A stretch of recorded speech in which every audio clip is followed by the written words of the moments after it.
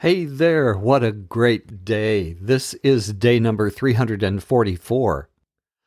I welcome you back and am so happy to read to you today the little book of Obadiah, our second reading in Isaiah 49 and our second reading in Revelation 2. So let's turn to Obadiah. At the end of Amos, the clouds of judgment broke, and there were wonderful promises about the restoration of Israel. God would shake the nations like a sieve, and not a single kernel, or child of Israel, would drop through the cracks and be lost. And Israel's crops would be so rich and fruitful. Then, did you notice, Isaiah said the same thing in chapter 49.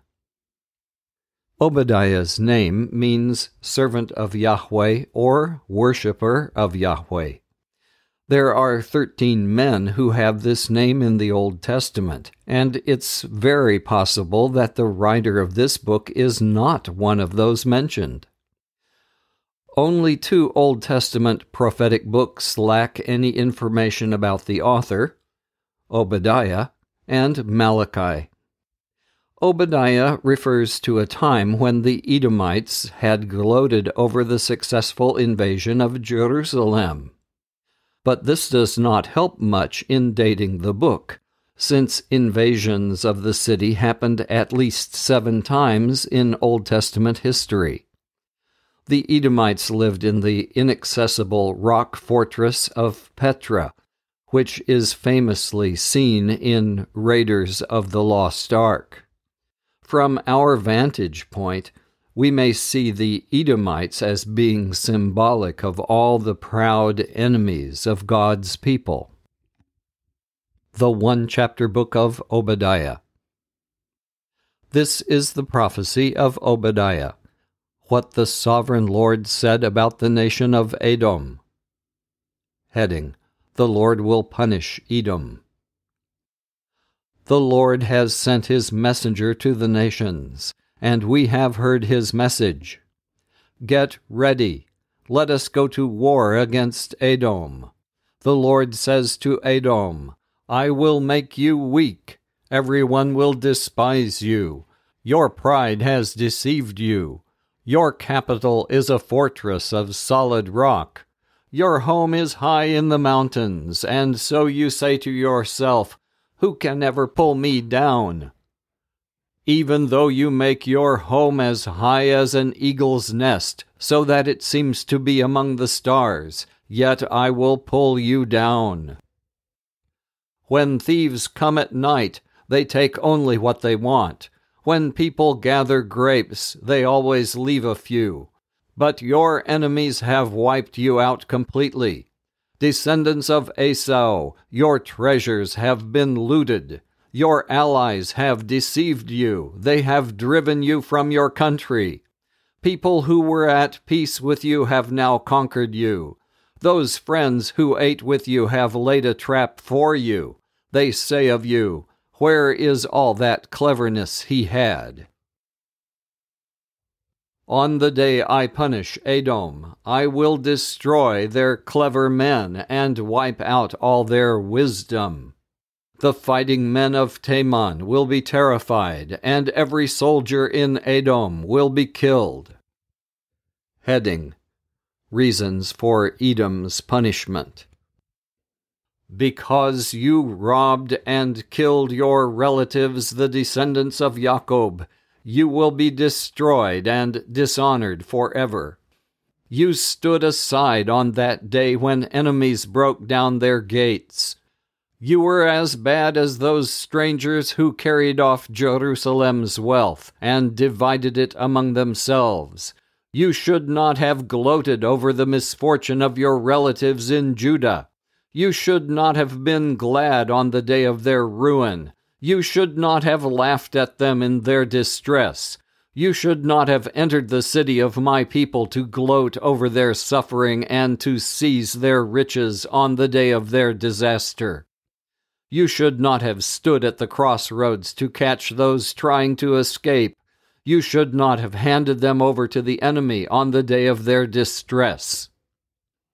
Heading: God will judge the nations.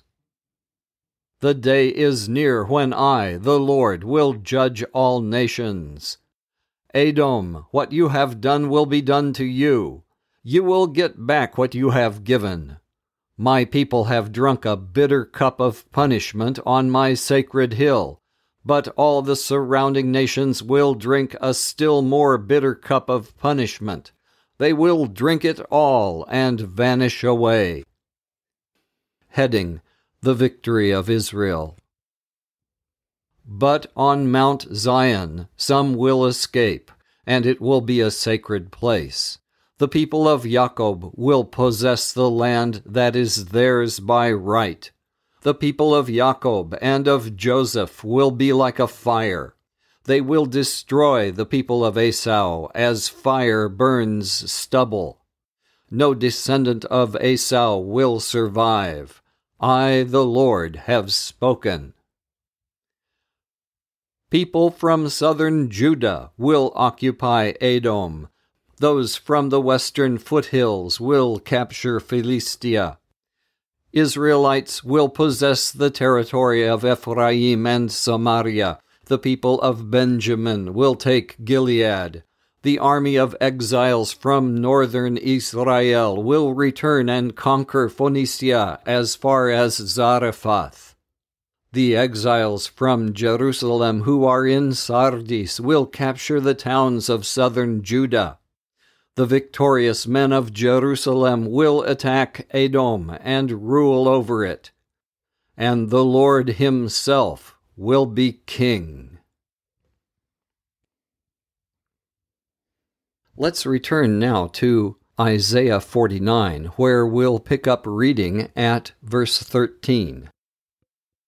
In our first reading in Isaiah 49, I hope you noticed many poetic prophecies that remind us of Jesus. It's fascinating that most of these can be understood to refer to Cyrus as well. After all, Cyrus did release the captives of Israel to return again to the land of Israel. Alternatively, some of the prophecies may refer to the nation of Israel, or even Isaiah as the Lord's servant. Isaiah 49, verse 13. Isaiah is speaking. Sing, heavens! Shout for joy, earth! Let the mountains burst into song. The Lord will comfort his people. He will have pity on his suffering people. But the people of Jerusalem said, The Lord has abandoned us. He has forgotten us. So the Lord answers, Can a woman forget her own baby and not love the child she bore? Even if a mother should forget her child, I will never forget you. Jerusalem, I can never forget you. I have written your name on the palms of my hands.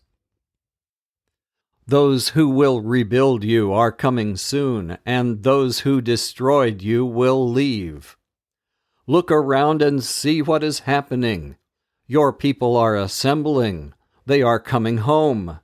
As surely as I am the living God, you will be proud of your people, as proud as a bride is of her jewels. Your country was ruined and desolate, but now it will be too small for those who are coming to live there. And those who left you in ruins will be far removed from you. Your people who were born in exile will one day say to you, This land is too small. We need more room to live in. Then you will say to yourself, Who bore all these children for me? I lost my children and could have no more. I was exiled and driven away. Who brought these children up? I was left all alone. Where did these children come from? The Lord says to his people, I will signal to the nations, and they will bring your children home. Kings will be like fathers to you. Queens will be like mothers. They will bow low before you and honor you. They will humbly show their respect for you. Then you will know that I am the Lord. No one who waits for my help will be disappointed.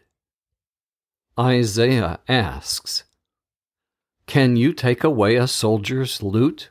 Can you rescue the prisoners of a tyrant?" The Lord replies, "That is just what's going to happen. The soldiers' prisoners will be taken away, and the tyrant's loot will be seized. I will fight against whoever fights you, and I will rescue your children. I will make your oppressors kill each other. They will be drunk with murder and rage. Then all people will know that I am the Lord, the one who saves you and sets you free. They will know that I am Israel's powerful God." Let's return now to Revelation 2, where we'll start reading at verse 12. Yesterday we heard the letter to the church at Ephesus, the church that lost their love, in a literal translation. So the question is, they lost their love for who? The GNT specifies the implicit object, me, meaning Jesus. NLT chooses another good option. It makes good sense to say that the love was for Jesus and for one another, since the two go hand in hand. Secondly, we heard about the poor and persecuted church in Smyrna. Their church is exceptional because there was no word of rebuke for them. Jesus just urged them to keep on being faithful. Jesus ends each letter, just like he ended his parables, with the phrase I paraphrase as, "Ya got ears, don't ya? Well then, pay attention." Remember what Isaiah said about people who have grown deaf. Revelation chapter 2, starting at verse 12. "To the angel of the church in Pergamum write, This is the message from the one who has the sharp two-edged sword. I know where you live, there where Satan has his throne. You are true to me, and you did not abandon your faith in me, even during the time when Antipas, my faithful witness, was killed there where Satan lives. But there are a few things I have against you. There are some among you who follow the teaching of Balaam, who taught Balak how to lead the people of Israel into sin by persuading them to eat food that had been offered to idols and to practice sexual immorality. In the same way, you have people among you who follow the teaching of the Nicolaitans. Now turn from your sins. If you don't, I will come to you soon and fight against those people with the sword that comes out of my mouth. If you have ears, then, listen to what the Spirit says to the churches. To those who win the victory, I will give some of the hidden manna. I will also give each of them a white stone on which is written a new name that no one knows except the one who receives it. To the angel of the church in Thyatira write, This is the message from the Son of God, whose eyes blaze like fire, whose feet shine like polished brass. I know what you do. I know your love, your faithfulness, your service, and your patience. I know that you are doing more now than you did at first. But this is what I have against you.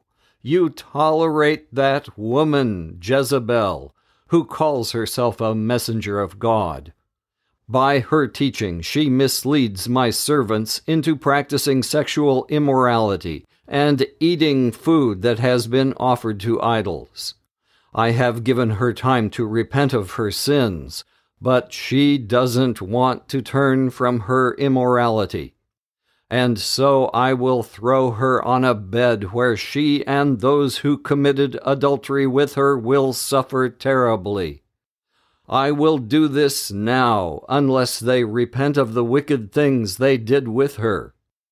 I will also kill her followers, and then all the churches will know that I am the one who knows everyone's thoughts and wishes.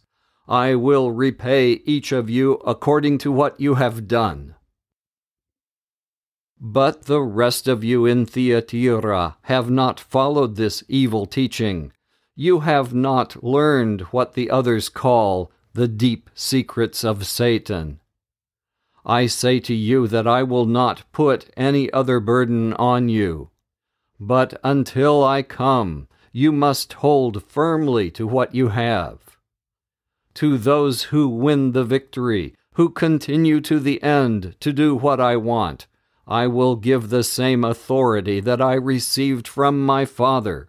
I will give them authority over the nations, to rule them with an iron rod and to break them to pieces like clay pots. I will also give them the morning star.